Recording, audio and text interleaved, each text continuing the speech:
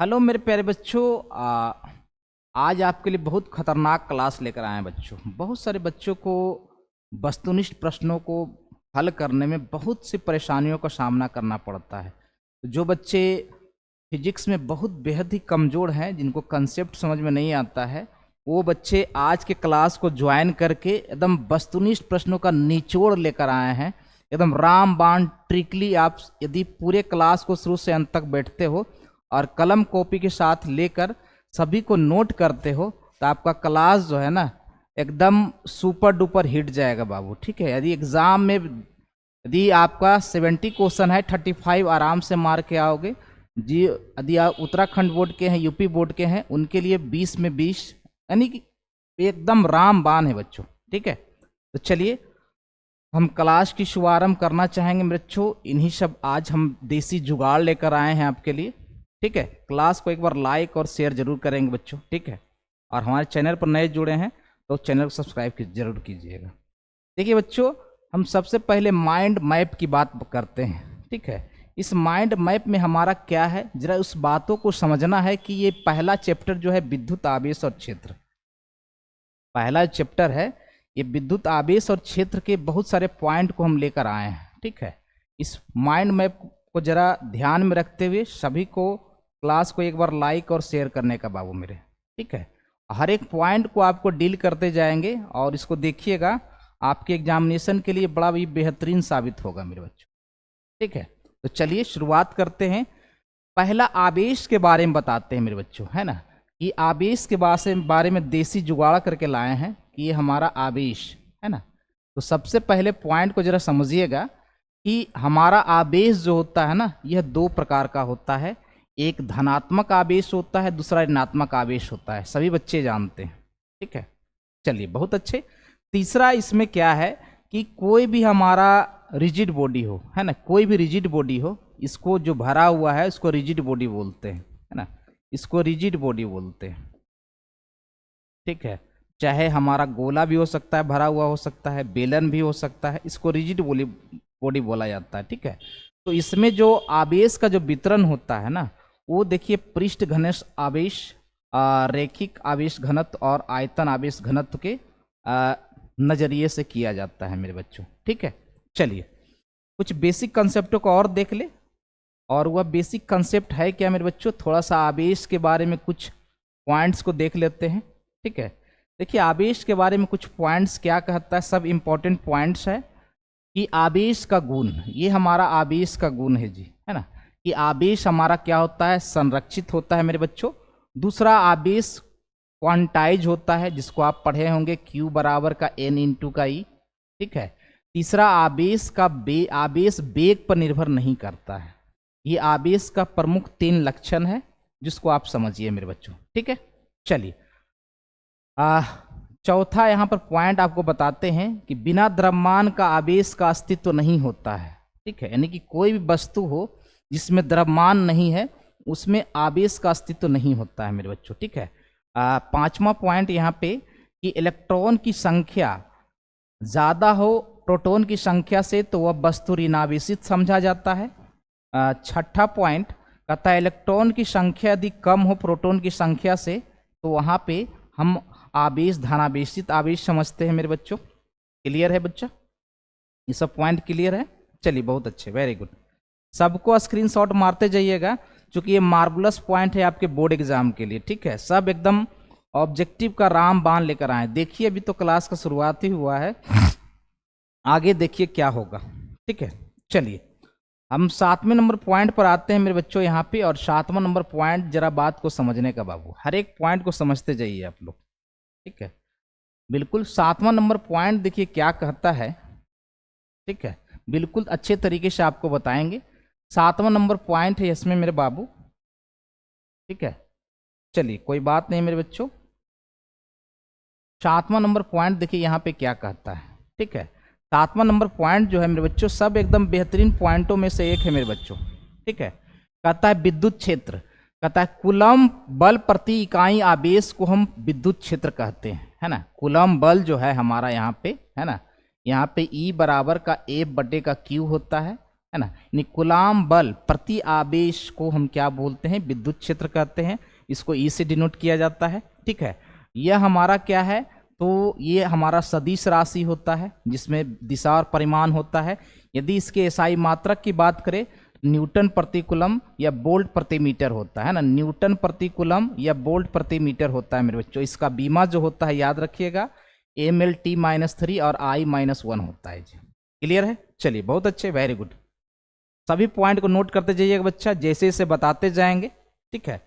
कुछ विद्युत बल रेखाओं का कुछ गुण है जिसको आपको समझना होगा और हम समझाते हुए आगे बढ़ते हैं, ठीक है। 8वां नंबर पॉइंट हम आपको बताने वाले हैं, 8वां नंबर पॉइंट जी, ठीक है। अभी तो शुरुआत हुई बच्चों, आगे देखिए क्या होता है। 8वां नंबर पॉइंट कहता है मेरे बच्चों यहाँ पे कि शायद 9वां नंबर पॉइंट है कि विद्युत क्षेत्र की बल रेखा जो होती है ना, एक दूसरे को कभी नहीं काटती है, पहला प्रमुख पॉइंट। दूसरा कहता है ये बल रेखाएं लूप का निर्माण नहीं करती है। और यहाँ पे चौथा, इसका तीसरा पॉइंट, बल रेखाओं का भीड़ विद्युत क्षेत्र की शक्ति को बताता है। जैसे यहाँ पर इलेक्ट्रिक फील्ड की ये हमारा इलेक्ट्रिक विद्युत क्षेत्र की रेखाएं हैं। आपको मालूम है कि प्लस के लिए क्या होता है, इस प्रकार से बाहर की ओर होता है ना, प्लस के लिए बाहर की ओर होता है, और माइनस के लिए क्या होता है, विद्युत बल रेखा जो होता है वो अंदर की ओर होता है मेरे बच्चों, सभी बच्चों को मालूम है। क्लियर है, दैट्स राइट बाबू, है ना। चलिए अब हम कुछ पॉइंट्स को पढ़ते हैं और समझते हैं 10 नंबर पॉइंट्स हमारा क्या है, ठीक है। 10वां नंबर पॉइंट यहाँ पर देखिएगा, ठीक है। 10वां नंबर पॉइंट हम अभी आगे और आपको बताने वाले हैं। पहले थोड़ा सा इसको हम इधर इस मैप की चर्चा कर ले। देखिए सब मार्बुलस पॉइंट है और वीवीआई पॉइंट है जी, है ना। चलिए 10वां नंबर पॉइंट हमारा क्या कहता है मेरे बच्चों की एप्सिलॉन नोट, जिसको बोलते हैं निर्वात की विद्युतशीलता, है ना, उसका वैल्यू होता है 8.85 × 10⁻⁻12 कूलम स्क्वायर प्रति न्यूटन मीटर स्क्वायर, है ना।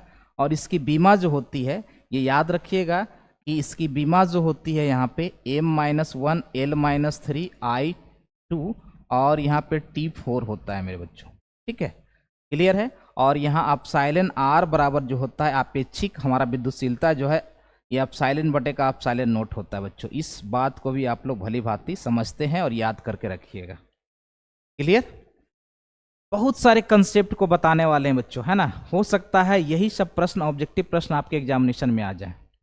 चलिए नेक्स्ट 11वें नंबर पॉइंट की बात करते हैं मेरे बच्चों यहाँ पे, है ना। 11वां नंबर पॉइंट क्या कहता है, जरा बात को समझिएगा। कहता है कि यहाँ पे कोई बिंदु आवेश है ना, यहाँ पर कोई बिंदु आवेश है, मान लिया जाए ये बिंदु आवेश Q है, और इससे P पॉइंट पे R दूरी पर यदि इलेक्ट्रिक फील्ड हमारा देखा जाए तो 1/4 पाई एप्सिलॉन नॉट Q बटे का R स्क्वायर होता है। और यदि हमारा अनंत तार की लंबाई हो, है ना, ये अनंत तार की लंबाई हो, और इसमें कहता है इलेक्ट्रिक फील्ड क्या होगा, तो यहाँ पर इलेक्ट्रिक फील्ड जो होता है लैम्डा बटे का 2 पाई एप्सिलॉन नॉट और इंटू का R होता है, ठीक है। यदि विद्युत द्विध्रुव की बात करें यहाँ पे, है ना, तो यहाँ पर P/4 pi epsilon not RQ बटे 1 + का 3 cos स्क्वायर थीटा होता है। ये बड़ा बेहतरीन फार्मूला है जी, है ना। आपको मालूम है कि दो पोजीशन होता है ना, एक एक्सियल पोजीशन होता है, एक इनडाउन पोजीशन होता है ना। सभी पर यदि एक्सियल पोजीशन पे होगा तो थीटा का वैल्यू 0 होगा, और इनडाउन पोजीशन पर होगा तो थीटा का वैल्यू 90 होगा, ठीक है। चलिए अब प्रमुख बातें हो जाएं, अब बिल्कुल एकदम ध्यान में रखिएगा जी ये सब पॉइंट को आप लोग, ठीक है। पहला जो अब प्रमुख सूत्र आपको बताने वाले हैं कि रेखीय आवेश घनत्व, है ना, रेखीय आवेश घनत्व, ठीक है। रेखीय आवेश घनत्व जो होता है वो होता है, यहाँ पे आपको मालूम होगा कि लैम्डा बराबर हमारा होता है Q बटे का L होता है, और इसका एसआई मात्रक कूलम प्रति मीटर होता है, ठीक है। दूसरा है आवेश का पृष्ठ घनत्व, है ना। तो आवेश का पृष्ठ घनत्व जो होगा, मान लिया जाए ये कोई गोला है ना, और यहाँ पे प्लस का Q आवेश चार्ज दे रहे हो, ठीक है, ये प्लस का Q चार्ज आवेश दे रहे हो, तो यहाँ पर रेखीय आवेश घनत्व सिग्मा बराबर जो होगा Q बटे का ये पृष्ठीय क्षेत्रफल A होता है मेरे बच्चों, ठीक है। चलिए तीसरा हमारा जो होता है आवेश का घनत्व आयतन, ठीक है।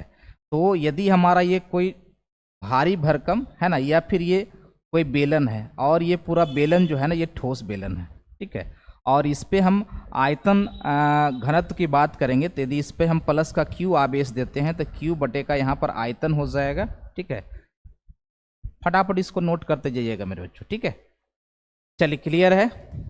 चलिए बाबू, ठीक है, सबका एसआई मात्रक भी नोट करते जाइएगा।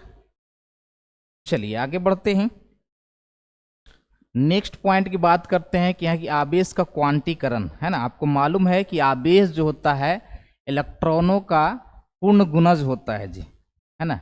तो यहाँ पे आपको मालूम है कि इलेक्ट्रॉनों का यहाँ पर Q यदि हम यहाँ पे कहें तो n इंटू का E होता है, और जहाँ n जो होता है ये पूर्णांक होता है। सही बच्चों को मालूम है, इसी को आवेश का क्वांटीकरण कहते हैं। इसी को आवेश का क्या कहते हैं? क्वांटीकरण कहते हैं। ठीक है, चलिए नेक्स्ट बात है, यदि हम कूलम्ब बल की बात करें, यदि वायु में बात करें यहाँ पे, है ना, वायु में बात करें कि यहाँ पर Q1 आवेश है और यहाँ पर Q2 आवेश है, दोनों के बीच का डिस्टेंस r है। F बराबर का 1/4 पाई एप्सिलॉन नोट, और यहाँ Q1 इंटू का Q2 और बटे का r स्क्वायर होता है। सही बच्चों को मालूम है ना? सही बच्चों को मालूम है। चलिए यदि हम यहाँ पे यदि हम माध्यम में बात करते हैं, है ना, तो किसी माध्यम में बात करते हैं यहाँ पे, तो यहाँ पर कूलम्ब बल मीडियम में जो होता है 1/4 पाई एप्सिलॉन नोट और इंटू का एप्सिलॉन r और इंटू का Q1 बटे का Q2 और बटे का क्या होता है? r स्क्वायर होता है जी। सबका एकदम पॉइंट को नोट करते जाइएगा मेरे बच्चों, सब मार्वलस पॉइंट है आपके एग्जामिनेशन के लिए। ठीक है, चलिए क्लियर है यहाँ तक? ओके, चलिए बाबू आगे बढ़ा जाए। ये बहुत सारे बेसिक पॉइंटों को बताने वाले हैं जी, जो आपके एग्जामिनेशन के लिए एकदम बहुत महत्वपूर्ण है मेरे बच्चों। ठीक है, मेरी मानिए, कलम कॉपी को निकालिए और फटाफट सभी पॉइंट को नोट कीजिए मेरे बच्चों। ठीक है, चलिए यहाँ पर पानी का आपेक्षिक विद्युतशीलता जो होता है वो 80 होता है जी। कितना होता है बच्चों? 80 होता है पानी का परावैद्युतांक। इसको याद कर लेंगे आप लोग फटाफट। ठीक है, नेक्स्ट है कि फोर्स बराबर, आपको मालूम है कि यहाँ पे फोर्स बराबर जो होता है F बराबर जो होता है यहाँ पे Q इंटू का E होता है। सही बच्चे को मालूम है। नेक्स्ट पॉइंट है विद्युत क्षेत्र किसी बिंदु आवेश के कारण। अभी जस्ट बताए थे यहाँ पे कि कोई ये बिंदु आवेश प्लस का Q है और इससे R दूरी पर यदि हम यहाँ पे इलेक्ट्रिक फील्ड हम निकाले यहाँ पे, तो ये होता है 1/4 पाई एप्सिलॉन नोट और Q और बटे का क्या होता है? यहाँ पे R स्क्वायर होता है बाबू। सबको मालूम है? ठीक है, दैट्स राइट मेरे बच्चों। सब पॉइंट को देखते जाइए। देखिए यहाँ पे स्थितिज ऊर्जा की बात करें, यदि पोटेंशियल एनर्जी की बात करें यहाँ पे, है ना, यदि हम इस स्थितिज ऊर्जा की बात करें मेरे बच्चों, है ना, यहाँ पे स्थितिज ऊर्जा की बात करें तो आपको मालूम है कि माइनस का P डॉट का E होता है ना, यानी कि माइनस का P cos थीटा होता है जी। ये बात, ये पॉइंट को याद रखिएगा। ठीक है, और यदि पूरा कार्य को दिखाया जाए, कार्य को निकाला जाए, है ना, पूरा कार्य फलन को निकाला जाए, तो हमारा पूरा कार्य जो होता है वह हमारा क्या होता है? PE, और यहाँ पे 1 माइनस का cos थीटा होता है जी। क्लियर है? ओके, सभी पॉइंट को नोट करते जाएंगे मेरे बच्चों। सब एकदम मार्वलस पॉइंट है एकदम। ये सब यदि पॉइंट को अपने कॉपी में लिख के रखोगे ना, उम्मीद करते हैं कि एक भी वस्तुनिष्ठ प्रश्न आपका नहीं छूटेगा जी। ठीक है, चलिए आगे कुछ बातें हैं, जरा इसको देख लिया जाए, है ना। हो सकता है ये भी आपके एग्जामिनेशन में काम दे दे। यदि नहीं जानते हैं तो इसको जान लीजिए आप लोग। चलिए देखिए बाबू, प्रोटॉन का द्रव्यमान जो होता है वह हमारा 1.67, आपको मालूम है ये सब बातें, है ना, बता भी चुके हैं कि प्रोटॉन का द्रव्यमान जो होता है 1.67 गुने 10⁻⁻27 किलोग्राम होता है, ये प्रोटॉन का है। ठीक है, इलेक्ट्रॉन का होता है 9.1 गुने 10⁻31 किलोग्राम होता है। ठीक है, किसी प्रोटॉन या इलेक्ट्रॉन पर आवेश जो होता है वो सेम होता है, परिमाण दोनों में सेम होता है। इसमें 1.6 गुना 10⁻⁻19 कूलम प्लस में, और यहाँ पे माइनस में 1.6 गुना 10⁻⁻19 कूलम होता है जी। ठीक है, चलिए क्लियर है। और देखिए ये हमारा जो है ना परावैद्युतांक 1/4 पाई एप्सिलॉन, जिसको हम K बोलते हैं, है ना, ये 1/4 पाई एप्सिलॉन नोट का जो वैल्यू होता है 9 गुने 10⁹ न्यूटन मीटर स्क्वायर प्रति कूलम स्क्वायर होता है बाबू। इसको याद रखिएगा, है ना। नेक्स्ट पॉइंट, निर्वात की विद्युतशीलता, है ना, ये भी याद रखना है। किसी वस्तु पर न्यूनतम आवेश, है ना, न्यूनतम आवेश जो होता है ये 1.6 गुना 10 पे घात माइनस का 19 कूलम, इसको एक क्वांटा बोलते हैं। इसको एक क्या बोलते हैं? क्वांटा बोलते हैं मेरे बच्चों। ठीक है, सबको नोट करते जाइए, ये मार्बुलस पॉइंट है आपके एग्जामिनेशन के लिए। ठीक है, चलिए नेक्स्ट पॉइंट की बात करते बच्चों। अब विद्युत फ्लक्स की बात करने वाले हैं। ठीक है, आपको विद्युत फ्लक्स, ठीक है, चलिए देखिए सब मार्वलस पॉइंट है। कहता है यहाँ पे पॉइंट को देखिए, कहता है मेरे बच्चों यहाँ पे है ना, हर पॉइंट आपके लिए एप्लीकेबल है। कहता है विद्युत क्षेत्र में स्थित एक काल्पनिक पृष्ठ से विद्युत फ्लक्स उस पृष्ठ से होकर गुजरने वाली कुल विद्युत बल रेखाओं की संख्या की माप को कहते हैं। ठीक है, ये हमारा कोई काल्पनिक पृष्ठ है मेरे बच्चों, है ना, यहाँ पे। ठीक है, और इससे होकर जितनी विद्युत बल रेखाएं गुजरती है, ठीक है, उसी की संख्या को हम क्या कहते हैं? तो इलेक्ट्रिक फ्लक्स, यानी कि इसको फाई कहते हैं मेरे बच्चों। ठीक है, और यहाँ फाई बराबर जो होता है ई डॉट का ए होता है। याद रखिएगा, डॉट प्रोडक्ट इसमें चलता है, यानी कि ई ए कॉस थीटा होता है, ई ए कॉस थीटा होता है। ठीक है, चलिए कहता है यहाँ पे इसका एसआई मात्रक की बात करें, किसका? विद्युत फ्लक्स का, तो याद रखिएगा वोल्ट मीटर होता है। नेक्स्ट पॉइंट, विद्युत फ्लक्स एक अदिश राशि है जी, है ना, और इसका मात्रक ये भी होता है जूल मीटर प्रति कूलम, है ना, इसका ये भी मात्रक होता है फ्लक्स का जूल मीटर प्रति कूलम, जूल मीटर प्रति कूलम भी होता है बच्चों। इसलिए फटाफट सबको इसको नोट करते जाएंगे। ठीक है, देखिए और भी बातें हैं, जरा बातें हम इस पॉइंट को करते हैं। नेक्स्ट पॉइंट कहता है कि विद्युत फ्लक्स ऋणात्मक होता है जब बंद सतह में प्रवेश करता है। ठीक है, मान लिया ये बंद सतह है, ठीक है, और इसमें विद्युत बल रेखाएं यदि प्रवेश करती है तो उस स्थिति में हमारा विद्युत फ्लक्स निगेटिव होता है ना, उस स्थिति में फाई जो होता है निगेटिव होता है, और यदि बाहर की ओर जाता है तो वहां पर विद्युत फ्लक्स जो होता है ये पॉजिटिव होता है। क्लियर? चलिए ठीक है, सबको एक बार स्क्रीनशॉट ले लेंगे। ओके, चलिए अब देखिए कुछ पॉइंट और है मेरे बच्चों, जरा उसको ध्यान में रखिएगा, यहां पर समझने का बाबू मेरे।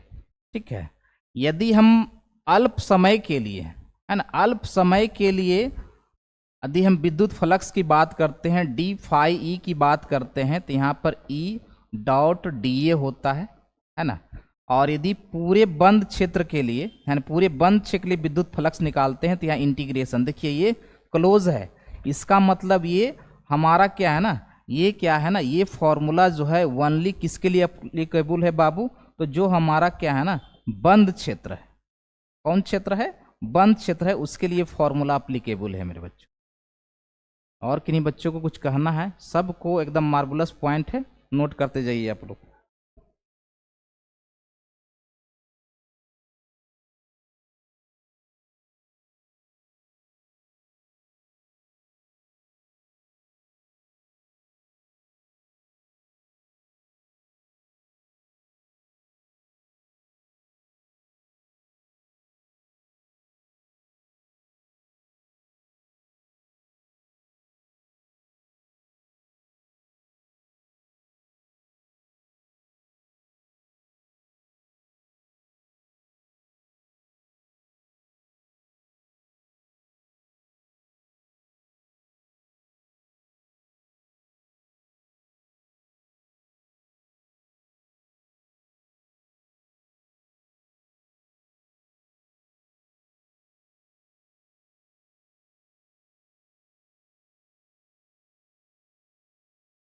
बाबू है ना,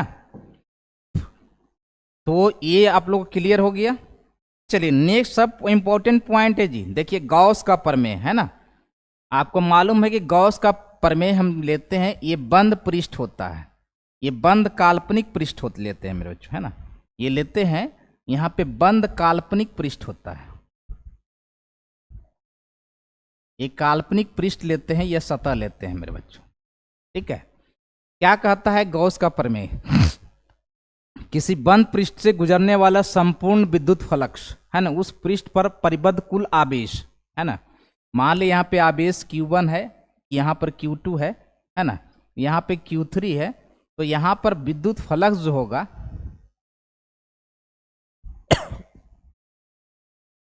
वो हमारा जो होगा Q1 प्लस का Q2 और प्लस का Q3 और बटे का एप्सिलॉन नोट होगा। ठीक है, यानी दूसरे तौर पे कह सकते हैं कि ये फाई बराबर जो होगा सिग्मा Q और बटे का एप्सिलॉन नोट होता है। ठीक है, लेकिन आवेश वह बंद क्षेत्र के अंदर होना चाहिए, कोई भी बंद क्षेत्र हो। ठीक है, सही बच्चे जानते हैं। चलिए नेक्स्ट पॉइंट की बात करते हैं मेरे बच्चों। ये पॉइंट क्या कहता है? कहता है मेरे बच्चों, सब एकदम मार्वलस पॉइंट है बाबू। कहता है कि यदि बंद पृष्ठ में कोई आवेश परिबद्ध नहीं है, है ना, ये कोई बंद पृष्ठ है और इसमें कोई आवेश नहीं है ना, यहाँ पे आवेश का वैल्यू 0 है, तो उस स्थिति में हमारा फ्लक्स जो होगा 0 होगा। ठीक है, नेक्स्ट पॉइंट क्या कहता है? यदि विद्युत फ्लक्स गॉसियन पृष्ठ के आकार रूप पर निर्भर नहीं करता जी। ये जो हमारा विद्युत फ्लक्स है, ये जो फाई है यहाँ पे, है ना, वो गॉसियन पृष्ठ के आकार, है ना, आकार माने गोलाकार हो, बेलनाकार हो, ठीक है, उस पर निर्भर नहीं करता है बाबू। ठीक है, चलिए यहाँ तक के पॉइंट क्लियर हो गया, सबको नोट करते जाएंगे जी। एकदम बेहतरीन पॉइंटों में से एक है बाबू। जो बच्चा नहीं देखेगा, जो बच्चा पॉइंट को नोट नहीं करेगा, एकदम वीडियो स्लो करके जरूर देखिएगा, सारे पॉइंट को लिखिएगा बाबू और एग्जाम में जाइएगा। एक भी प्रश्न यदि वस्तुनिष्ठ प्रश्न छूट गया, मेरा नाम बिगाड़ देना। ठीक है, चलिए आगे बढ़ते हैं मेरे बच्चों। यहाँ पे नेक्स्ट हमारा जो है ना, जरा बात को जरा समझिएगा बाबू, बहुत इंपॉर्टेंट पॉइंट को डील करने वाले हैं। क्या इंपॉर्टेंट पॉइंट है, जरा बात को समझने का। देखिए यहाँ पे, ठीक है, कोई गोला है, यहाँ पे कोई गोला लेते हैं मेरे बच्चों। यह गोला हमारा क्या हो? खोखला हो, खोखला हो। ठीक है, पहले खोखले की बात करते हैं। ठीक है, तो यदि इस पे प्लस का Q आवेश दिया जाए, है ना, बाहर से यदि प्लस का Q आवेश दिया जाए, तो आपको मालूम है यहाँ पे, है ना, यहाँ पे प्लस का Q आवेश दिया जाए तो खोखले गोले के बाहर, यानी कि इस गोले से है ना, यहाँ पर ये सेंटर है, इस गोले के सेंटर से यदि बाहर कोई P पॉइंट है और यहाँ पे यदि हम इलेक्ट्रिक फील्ड निकालेंगे, तो वह हमारा क्या होता है? ये 1/4 पाई एप्सिलॉन नॉट Q बटे का R स्क्वायर होता है जी, है ना, जो कि इसके रेडियस से ये कैपिटल R है और ये दूरी की बात करें यहाँ पे OP बराबर का तो R कहते हैं, और यहाँ पे यदि OQ कह दे तो यहाँ OQ बराबर कैपिटल R है ना। जाहिर सी बात है कि R ग्रेटर होगा, यहाँ पे बाहर होगा बिंदु, तो इससे, है ना। चलिए यदि हम यहाँ पे खोखले गोले के अंदर की बात करें, ठीक है, तो इस खोखले गोले के अंदर की बात करेंगे तो आवेश तो इसकी सतह पर है ना, आवेश तो इसके सतह पर है ना, इसका आवेश इसके अंदर 0 है, तो इलेक्ट्रिक फील्ड भी इसके अंदर क्या होगा? 0 होगा। ठीक है, चलिए खोखले गोले के अंदर इलेक्ट्रिक फील्ड 0 होगा, खोखले गोले के केंद्र पर इलेक्ट्रिक फील्ड 0 होगा, और यदि बिंदु बाहर अनंत पर है ना, ये भी याद रखिएगा पॉइंट को, कि यदि कोई खोखला गोला है उससे अनंत दूरी पर कोई बिंदु है, उस पर यदि इलेक्ट्रिक फील्ड करेंगे तो उस पर भी इलेक्ट्रिक फील्ड हमारा क्या होता है? 0 होता है मेरे बच्चों। ठीक है, क्लियर है? सभी पॉइंट को नोट करते जाएंगे बाबू, सब एकदम मार्वलस पॉइंट है जी, सब ही वस्तुनिष्ठ प्रश्न का ये निचोड़ है बाबू। ठीक है, स्क्रीनशॉट लेते जाएंगे, मज़ा आ रहा होगा, और भी मज़ा आएगा मेरे दोस्त, अभी तो ये शुरू हुआ है। ठीक है, चलिए यहाँ पे बातें हम करने वाले हैं, बहुत इंटरेस्टिंग पॉइंट है मेरे बच्चों यहाँ पे। ठीक है, चलिए अब हम यहाँ पे बात करते हैं एक समान आवेशित अचालक ठोस गोला। ठीक है, जो चालक नहीं है, अचालक है, ठोस है।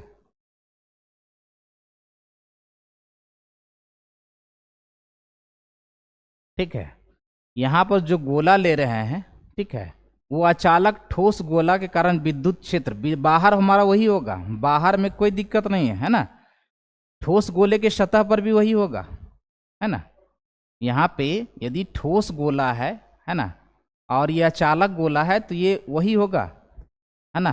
यदि बाहर यदि हम यहाँ पे आवेश को दें, ठीक है, तो यहाँ पे इलेक्ट्रिक फील्ड जो होगा वही होगा E बराबर 1/4 पाई एप्सिलॉन नॉट और इंटू क्यू बटे का आर स्क्वायर, ठीक है। और यदि उसके सतह पर करेंगे तो ये सतह पर इलेक्ट्रिक फील्ड जो हो जाएगा 1/4 पाई एप्सिलॉन नॉट और क्यू बटे का ये रेडियस का स्क्वायर, ठीक है।